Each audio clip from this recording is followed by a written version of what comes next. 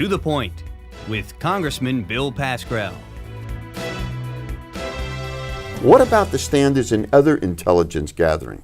And I'm very concerned about that because shouldn't there be a universal standard for anybody who's collecting intelligence? I'm going to put you on the spot and ask you that question. Well, obviously, look, I focus on the job that the CIA is doing. Right. There are a lot of challenges we face. And frankly, one of the most rewarding things about this job are the quality of people that work there, because they are dedicated and they are committed.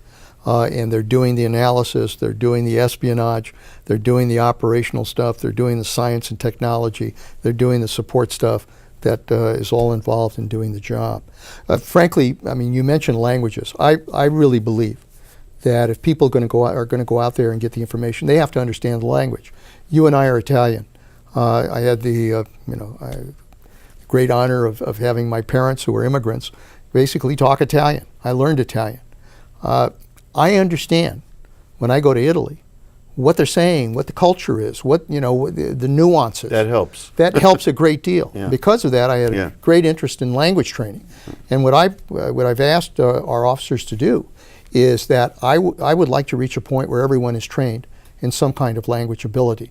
Now, there are other intelligence agencies. You've got 16 other intelligence agencies. And there are some, frankly, that don't necessarily need the language for what they're doing. For example, NSA, which is the operation that is doing all of our technical intelligence. National Security Agency. You may not necessarily need it to pick up that information. Right. But at some point, there has to be an analyst who looks at that information, and having language training, having the same qualifications as the people at the CIA would be very important to their job. You're putting that person is putting into a cultural framework. And if we don't know about that culture, the interpretation could be totally different. You'll miss the whole meaning of the intelligence you're getting. If you don't understand the language, if you don't understand the nuances, if you don't understand, sometimes the dialects of what's being said, you could miss the whole message. Look at all the different groups we have to deal with, Afghanistan and Pakistan. That's right. Bill, that's one of the toughest things in intelligence, is to put yourself in the place of another country, another culture, another religion, another situation, historical situation, in which you really understand what makes them tick. We need to do that in Afghanistan. We need to do that in Pakistan. We need to do that in almost any country we deal with. Understand those kinds of nuances, because we tend, as Americans, we always tend to apply our own standards. Of course. Why aren't they doing this? Why aren't they doing that? Because we're the best. That's right. That's right.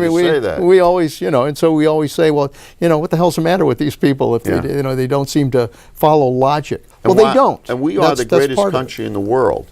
But if we keep on trying to impose the way we think on others, why do you think they're going to get mad at us? Of course they're going to get angry at us. Yes, now, that does not give rise to a lunatic like bin Laden, and we're still after him.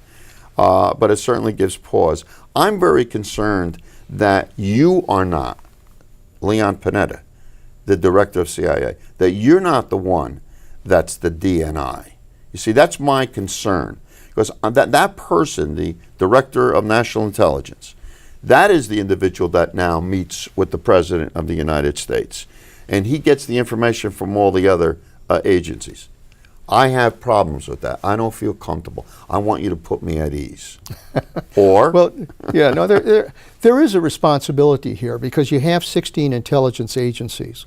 You need to have somebody who can coordinate. You think we need that many? Well, all of them, somehow, they do play an important role. For example, you have those agencies that deal with imagery, where they're looking at places and trying to determine what's going on. There are those that deal with the technical side, to pick up information from phones, from laptops, but you could do that. Communications. But you guys can do that. You can build your resources and your... It's a big job. I'm not trying to put anybody out of business. But it's a big job, and they're doing important things. There's military intelligence. There's the FBI. So, there are a lot of different agencies that have different roles to play. How do you coordinate that to make sure they're sharing information? There are some cross-cutting issues. For example, cybersecurity, which is a big deal these days. You've got to be able to look at that issue across all of those agencies. So there is a role here for the DNI to be able to coordinate that kind of intelligence responsibility. Obviously the FBI, the CIA, NSA, all of these other agencies have a job to do, but there does need to be someone who can bring those issues together.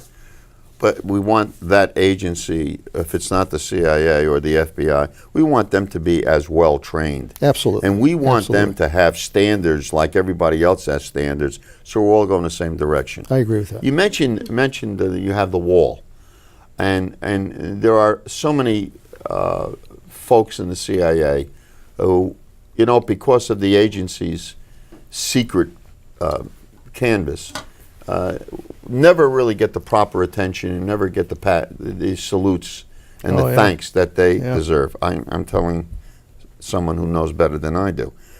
What about Valerie Plame? Can you talk about that? Here was an agent apparently doing her job and was outed. Whoever outed her, we can give you 10 names, and that's the insignificant thing.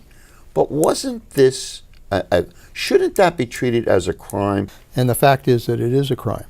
If you deliberately reveal someone who is an agent and someone who is in a responsible position that's classified in terms of what they're doing, that is a violation of the law. I don't know what happened in that particular case because I wasn't director at the time, but I know now that if there's a leak or if there's something that jeopardizes somebody's job, and don't forget, for example, a source that we have, we locate a source in a very sensitive position, located in a foreign government someplace, right, who's gathering information for us. If something comes out that reveals that individual, that person is at risk of getting killed. Yeah. And we cannot afford to let that happen. Can't afford to do that. It's not the right thing to do. It's just not the right thing. That really was a shocker for any of us in the Congress of the United States. And kind of like it went off into the blue, and nobody ever talks about it now, except I know that the person involved, she hasn't forgotten it, nor her husband. I think that I would rely on Leon Panetta's decision more than anyone else that I've met in the intelligence field. That doesn't make you the expert on everything, but your judgment is important. And I know your judgment was part of the president's deliberations. And I know you will tell the president not what he wants to hear. Man, that's the best compliment I can pay to you. That's right. And you're a person of character, and your agency, I really believe in. They went through some tough 8 years. They were accused of everything. And some things they should have been accused of, and I think you and I would agree to that. Yeah. But I think the agency is heads above all the other agencies in terms of gathering. Bill, my goal is to basically provide the very best and the most honest intelligence to the president, to make sure that our operations help the security of this country, to make sure that the people who work at the CIA reflect the face of the world that we're in, but most importantly, to make sure that we're abiding by the values of this country. Thank you for your service to your country. Thanks, Bill. I appreciate it. I want to thank you all for watching this edition of To The Point. You've heard our thoughts. You've heard a great America. Now I would like to hear what you think about today's show. So if you have any comments or concerns or questions, stay tuned. Our address and our phone number, our website address will appear in a moment. Thanks again for tuning in, and I'll see you next time on To The Point.